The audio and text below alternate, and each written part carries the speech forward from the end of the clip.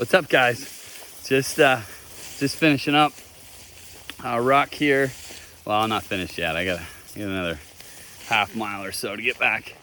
Added this session to the end of one of my preseason hunter team sessions, which is such a badass program. I'm so fired up about this. We're going into week 3 tomorrow, and man, it's just like super comprehensive. It's we can get some good feedback from the athletes we've got training, and it's just, it's flexible. It allows people to train anytime, anywhere. It does require gym equipment, but that doesn't mean you couldn't be training at home. I make accommodations for those that don't have a fully stocked gym. It's also flexible enough that, guys that can't train 5-6 days a week, I set it up in such a way that you can choose 2 to 3 and still get a lot out of it. I help you make those choices within the program. So yeah, great program. And Big Woods hunters out there, there's going to be a Big Woods team program coming, looks like mid-August.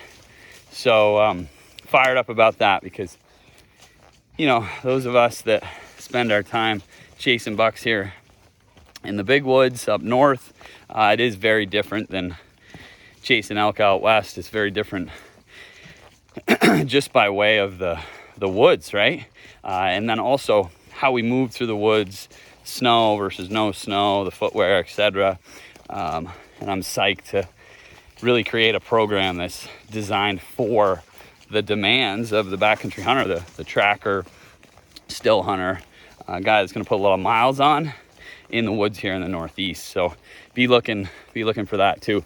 But today I just wanted to give a few tips on foot ankle preparation, shank, lower leg. This is like, you guys hear me talk about this a lot. I think the first post I ever put up was on training on angles and how important that is to prepare foot ankle, in the lower leg for that. So a couple tips, easy ones, simple ones, that'll make such a big difference in your hunting this season, no matter where you are on the map. So when you're doing these rucks, for one, go for a ruck. Okay, make sure that you're getting scheduled hiking, trekking sessions in each week. Guys, your bike is great, right? Like biking is a great physical activity. It does not, I repeat, it does not transfer to the demands of this. Okay, it does not transfer like this does. Like, you've got to put a little weight on your back and get out there and hike, trek, move at different speeds, different slopes, challenge yourself with rocky terrain, wet terrain, all the different types of terrain you might see in the hunting season. So get off the bike, because that doesn't transfer. Okay, not as well. That will train, it's going to train aerobic capacity. Sure, it's going to improve leg strength, but where the rubber meets the road, okay, this interface between the quads and the big muscles of the legs, and that's the foot ankle. And if that's a weak spot, you won't effectively transfer force into the ground, nor will you be able to effectively accept, or think deceleration, all right, dampening of forces, every step that you take. Okay, so training the foot and the ankle is vital. All right, we put a huge emphasis on this in our programs. Okay, so those that do sign up for our hunter teams and the programs that we have on the website, you're going to get a good dose of this. Those that don't, I still care about you and I still want you to find success. So a couple tips. One, get out of your hiking, get out of your hunting boots. Those stiff, higher ankled boots that you might be wearing in the hunting season. Okay, those are effectively like down regulating, weakening the connective tissues, the muscles, the fascial systems, as well as reducing like mobility at the foot ankle, the structures of the foot ankle. Okay, just because, you know, that's kind of their job. You've got a stiffer high ankled boot to provide that stability support. And I get it, when you're in tough terrain, the last thing you want to be doing is hiking around all day in a pair of like trail shoes like I have on here. So that's why you're going to wear your competition footwear. But you're not going to see, you know, for example, we don't have our football players training in their football cleats in the gym. They're training in a training shoe that is flatter, allows the foot, the ankle to get stronger, and to just like adapt and modulate to the surface that they're standing on.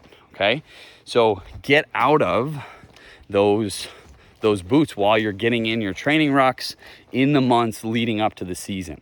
Okay, and then number 2 would be that incorporating movements, okay, barefoot, right? Like, think you're getting your warm-up in, you're doing your stretches prior to a workout, or maybe you're not going to the gym, you're just going to go for a ruck.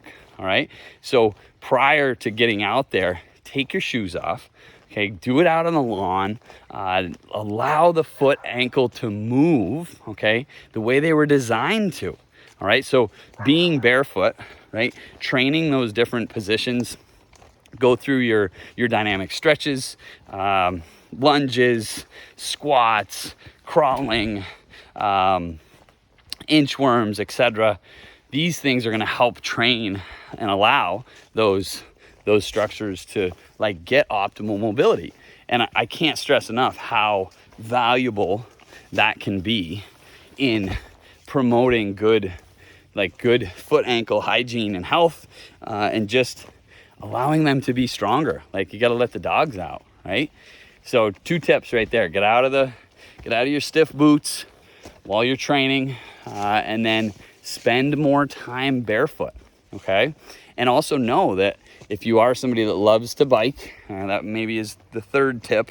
If you're somebody that loves to bike and you're using that as a training stimulus, that's fine, but that will not, right? That can't be a substitute for doing what I'm doing now, and that's putting a pack on your back, getting out, going for a ruck, and really training those structures of the foot, the ankle, the shank, the calf, okay, to get stronger and be prepared for the demands of, you know, what you're going to face in the backcountry. So good luck, guys. Keep fucking charging. It's getting close. Let's go.